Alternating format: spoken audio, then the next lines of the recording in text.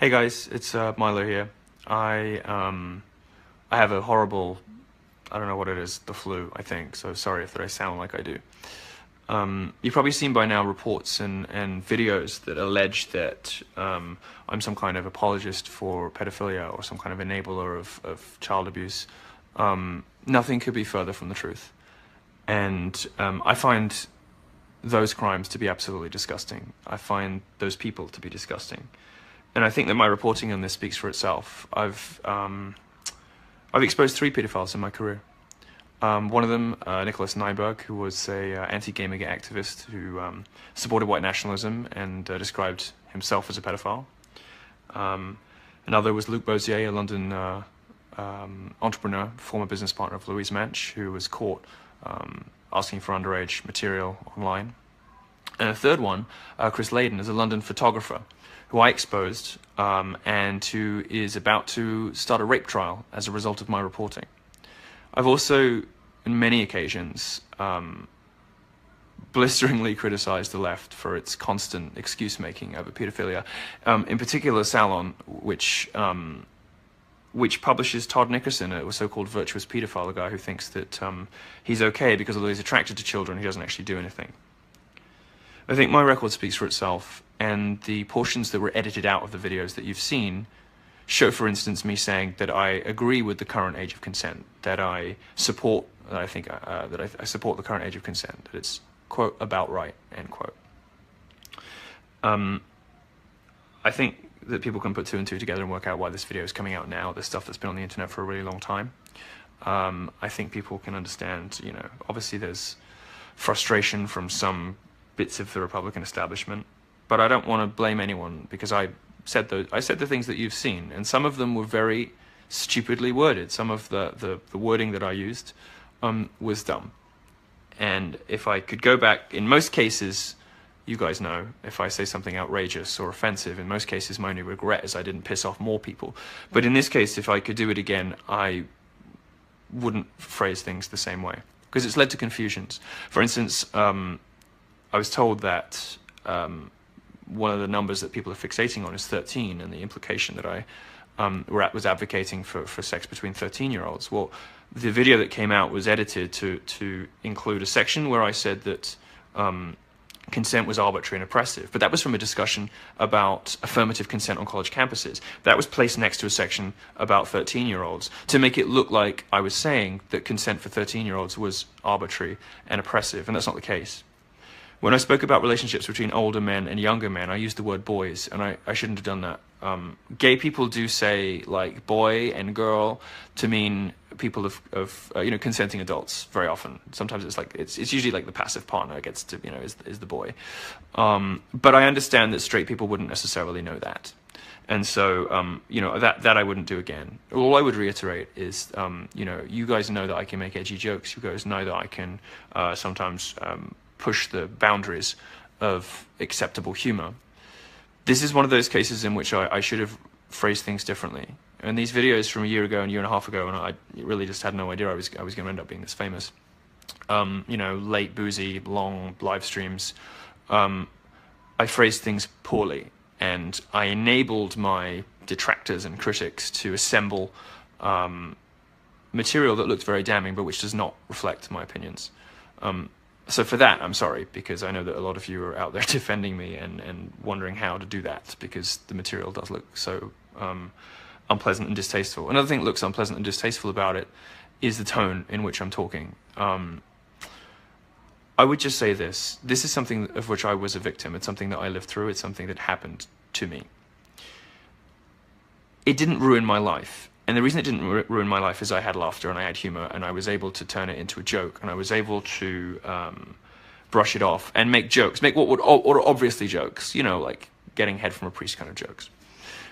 You guys know that. I understand that a lot of 60-year-old journalists wouldn't, and would be very horrified by the tone, by the sort of apparently flippant tone that I was using. Again, speaking about this subject, I don't think anything should be off limits for humor, but I do regret some of the word choices. I have been uninvited from CPAC, which I'm disappointed with. The statement from CPAC said that there was a video in which I defended pedophilia. That simply isn't true. I didn't. It was not my intention. It wasn't what the words that I used meant. What I did do, and I stand by, because it's perfectly true, is say that in many, sorry, I have really bad flu, is say that in many gay relationships, well, for many young gay men, the first relationship they really have, the first long relationship they have, is with an older guy who perhaps takes care of them financially, takes care of them emotionally, and very often that can be a release, it can be an escape from an abusive or a uncaring or a difficult household. And if they're having problems at home with their mum and dad, very often kids of 17 will have relationships, for instance, with people of 29 years old. And that's what happened to me, and that's exactly the ages. I was 17 and he was 29. And it was a relationship that ended up lasting a decade. And that's where I was coming from, speaking about my own personal experiences of this stuff, saying that, of course this stuff happens and it's disgusting and I abhor it. Of course, any reasonable person would. It's revolting. And I can only say again, I find nothing but disgust, as my reporting record shows, for people who support and stick up for and make excuses for pedophiles. That is not what I intended to do in these conversations.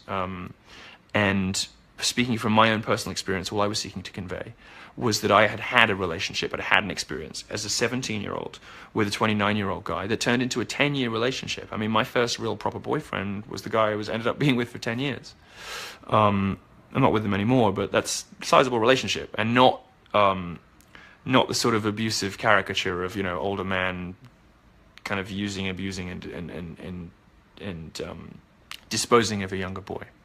So I wanted to make some of that stuff clear. I'm going to attempt to reach out to some TV studios to get my point of view across, because it's very frustrating having the media repeat these allegations. It's very frustrating having so many people just blindly repeat things because they don't take the time to sort of see the nuance in the videos, or to appreciate that some of the one video, there was a unedited one, and I have to stand by my words, and I wouldn't phrase those things the same way twice maybe, but the first video that came out was edited very deceptively. First of all, to imply that I was an anti-Semite, because I was on with Dave Rubin, and I was talking about how Jewish people are overrepresented in media and banking. And I used the pronoun we to indicate that I was Jewish. My mother is Jewish, but I was raised Catholic. And when I did that, I then went into a little sort of semi-comedy routine saying, oh, the Jews run the banks, the Jews run the media, like imitating the sort of person who would say that. That's the section they used, and they cut the section with the pronoun our or we. So that it wasn't clear to anyone who didn't already know that I was Jewish and I was talking about my own people. And also, the point I was making in there, by the way, is that simply pointing out fact, simply pointing out that we are overrepresented in media and banking is not an anti-Semitic statement. Anyway, some of the same thing went on with the rest of the videos. To anyone who was upset by this, and anyone who has had their faith in me dented by this, I'm sorry. It's frustrating that CPAC has decided to yank my speaking slot, because I won't get a chance to defend this on and put it to rest, because I really want to move on with my life and get this situation cleared up. So that's frustrating, but I understand why they had to do it. I do have some appearances that are going to be coming up over the next couple of days on TV, and one live one where I hope to be able to explain more fully, for those who want more granular detail, exactly what I meant by various remarks, and to make completely clear to those people who have pre-ordered my book, who are looking forward to reading Dangerous, which is going to be one of the big books of the decade, to people who enjoy my journalism, people who come to my college shows, to people who are people who are just Facebook Milo fans, that I in no way at any time condoned or intended to condone, it's not my meaning at all, child abuse, child sex abuse. And indeed, as a reminder, my entire journalistic career has been evidence of the opposite. I have outed 3 pedophiles myself in my own reporting, which is 3 more than most of my critics. And by the way, I was one of the first people to talk about Jimmy Savile. Jimmy Savile was a British entertainer, worked for the BBC. Everyone in media sort of knew that there was something not quite right about him. And when he died, I was maybe the first British journalist to ask whether some of the scandals were going to come out now, whether people were going to start being honest about what Jimmy Savile was up to. I was one of the first. So take that into account. I've done 4 really substantial, significant, gestures in my reporting career. And I hope that, with all of the expense and legal time and reporting time that it takes to report, for instance, on, the Gamergate feminist who turned out to be someone who had identified himself as a white nationalist and himself as a pedophile.